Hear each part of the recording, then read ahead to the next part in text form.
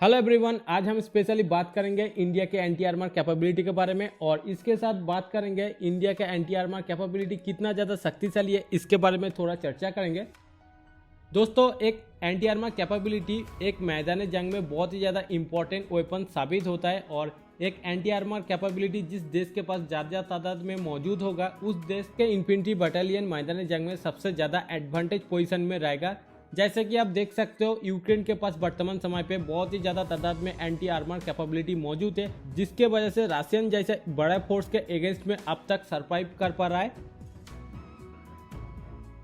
तो गाइस, इसके अलावा और दो बातों के ऊपर हम चर्चा करेंगे इस वीडियो में, जैसे कि एंटी आर्मर कैपेबिलिटी में एंटी आर्मर वेपन्स क्या क्या होता है और specially anti tank guided missile किन किन पर्पस में इस्तेमाल किया जा सकता है, इसके बारे में बात करेंगे। और दूसरा सबसे बड़ी बात, इंडिया के पास ऑलरेडी एंटी आर्मर कैपेबिलिटी के लिए बहुत सारा हथियार मौजूद है, मगर उसके बावजूद इंडिया क्यों आए दिन अपना एंटी आर्मर वेपन्स को ज़्यादा तादाद में बढ़ा रहा है या तो इंक्रीज कर रहा है, इसके बारे में बात करेंगे। चलिए गाइज, शुरू करते हैं इस वीडियो को।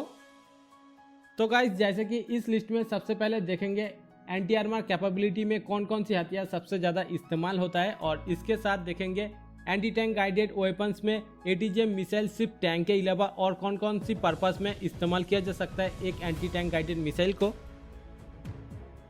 तो गाइस, यहाँ पे एंटी टैंक गाइडेड और एंटी आर्मर कैपेबिलिटी में जो हथियार सबसे ज़्यादा इस्तेमाल होता है वो है anti tank guided missiles, recoilless rifle, rocket launcher, air to surface missiles, smart munition, guided bombs, air to surface cruise missiles और भी कई तरह का लैंडमाइन के तरह और भी कई सारा हथियार को इस्तेमाल किया जाता है एंटी आर्मर कैपेबिलिटी में और एंटी आर्मर रोल के अगेंस्ट में। तो गाइस, यहाँ पे दूसरे सबसे बड़ी बात, आप एंटी टैंक गाइडेड मिसाइल के नाम सुनते ही आपके मन में ये ख्याल आता होगा ये स्पेशली मेन बैटल टैंक के अगेंस्ट में इस्तेमाल किया जाता है, मगर गाइस एक एंटी टैंक गाइडेड मिसाइल को कई सारा पर्पस में भी इस्तेमाल किया जा सकता है, जैसा कि आपके एनिमी के चेक पोस्ट, आपके एनिमी के बंकर और आपके एनिमी के पोजीशन और इसके अलावा मिलिट्री बेस और भी कई सारा का ग्राउंड टारगेट, स्पेशली एनिमी की कॉन्वॉय और एनिमी का सप्लाई लाइन और आर्टिलरी यूनिट को भी न्यूट्रलाइज करने में एक एंटी टैंक गाइडेड वेपन्स को काफ़ी ज़्यादा इंपॉर्टेंट माना जाता है।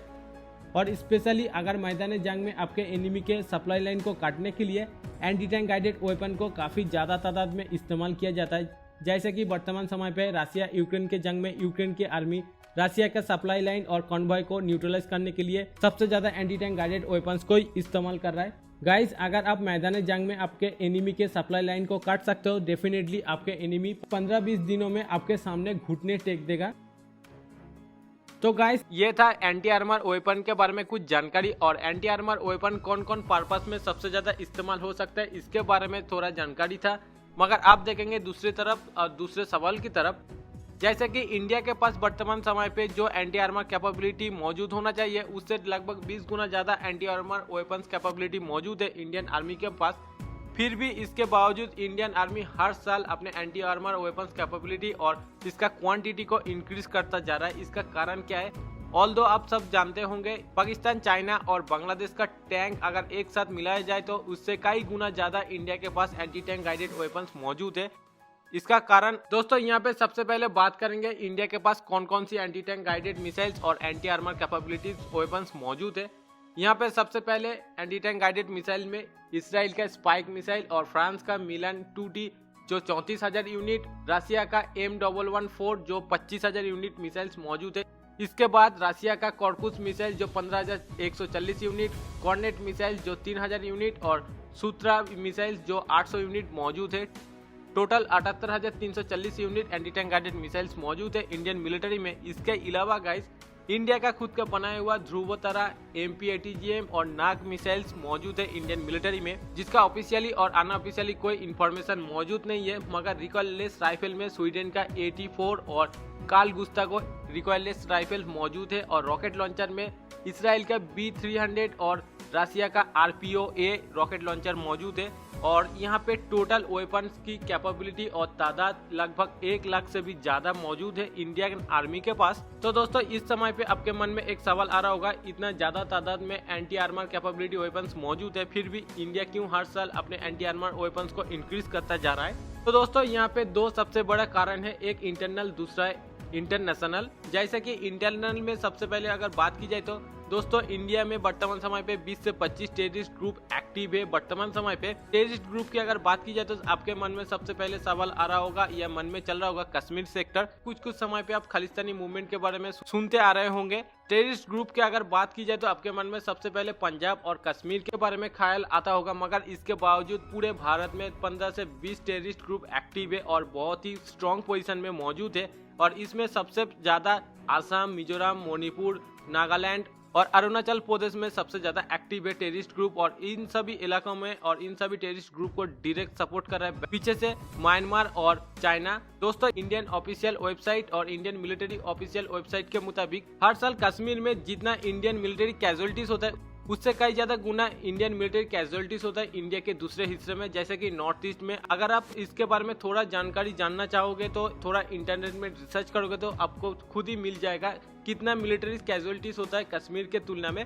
मगर यहाँ पे कश्मीर का इशू पॉलिटिकली ज्यादा एडवांटेज देता है, इसलिए लाइमलाइट में सबसे ज्यादा आता है कश्मीर इशू।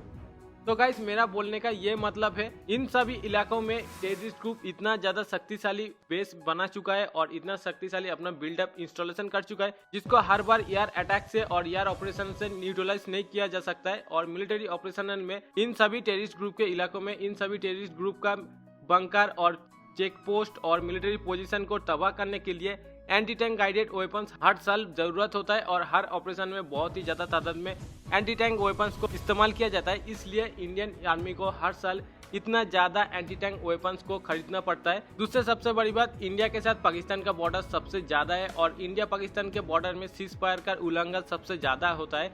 इसलिए इंडियन आर्मी कई बार जवाबी कार्रवाई में इंडियन आर्मी को देखा गया है एंटी टैंक वेपन्स को इस्तेमाल करता हुआ, जैसे कि Pakistani military post, military point और मिलिट्री बंकर्स को तबाह करने के लिए। इंडिया के साथ पाकिस्तान का जो बॉर्डर है और ये है 3323 किलोमीटर। अगर इंडिया के पास जितना हथियार मौजूद है उससे डिवाइड किया जाए तो पर किलोमीटर में 31 unit anti tank guided weapons को तैनात कर सकता है इंडिया। तो गाइस देख सकते हो इंडिया का एंटी आर्मर कैपेबिलिटी कितना ज्यादा शक्तिशाली है।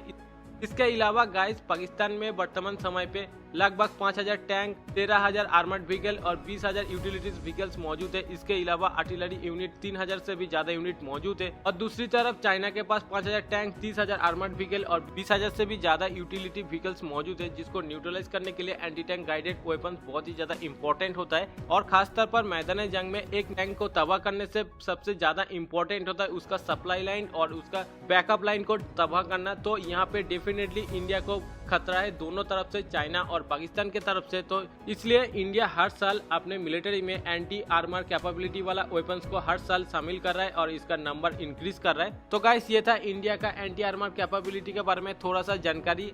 इसके बारे में आपका क्या ख्याल है आप जरूर कमेंट करके बताना। और इस वीडियो को इतना देर तक देखने के लिए थैंक यू वेरी मच।